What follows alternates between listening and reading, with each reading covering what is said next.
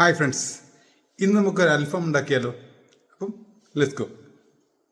അതിനായി friends ഞാനിവർ whole chicken എടുത്തിട്ടുണ്ട്. അതിൻ്റെ ബാക്ക് ബോൺസ് ഒന്ന് റിമൂവ് ചെയ്തിട്ട് നമുക്കൊരു ബട്ടർഫ്ലൈ കട്ടിങ് നമുക്ക് റെഡിയാക്കണം. നമുക്ക് ബാക്ക് ബോൺസ് എടുത്ത് ഇപ്പോൾ ബട്ടർഫ്ലൈ കട്ടിങ് ആയിട്ടുണ്ട്. നമുക്കത് സ്ലിറ്റ് ചെയ്ത് നമുക്ക് മസാലയൊന്ന് അബ്സോർവ് ചെയ്തതുപോലെ നമുക്ക് സ്ലിറ്റ് ചെയ്തൊന്ന് വാഷ് ചെയ്ത് നന്നായിട്ടൊന്ന് കഴുകി നമുക്ക് ഡ്രെയിൻ ചെയ്യാം, വെള്ളമൊന്ന് വാർന്നു പോകത്തക്കോലെ വെക്കാം. അതിനുശേഷം നമുക്കൊരു മസാലക്കൂട്ട് ഉണ്ടാക്കാം. അതിനായിട്ട് നമുക്ക് മുളക് പൊടി, മല്ലിപ്പൊടി, ഗരം മസാല, ജീരകപ്പൊടി, കുരുമുളക് പൊടി, ചോപ്പ് ചെയ്ത മല്ലിയില, ഉപ്പ്, ഇഞ്ചി, വെളുത്തുള്ളി പേസ്റ്റ്, നാരങ്ങാനീര്, തൈര്, എണ്ണ എന്നിവ ഉപയോഗിച്ച് നമുക്കൊരു മാരിനേഷൻ തയ്യാറാക്കാം.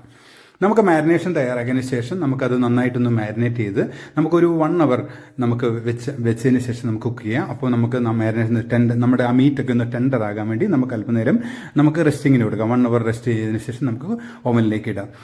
ഇത് നമുക്ക് 200 ഡിഗ്രി ടെമ്പറേച്ചർ 40 മിനിറ്റ്സിൽ ഇത് നന്നായിട്ട് കുക്കാകും. ഇപ്പം ഞാനത് വെച്ചിട്ടുണ്ട്.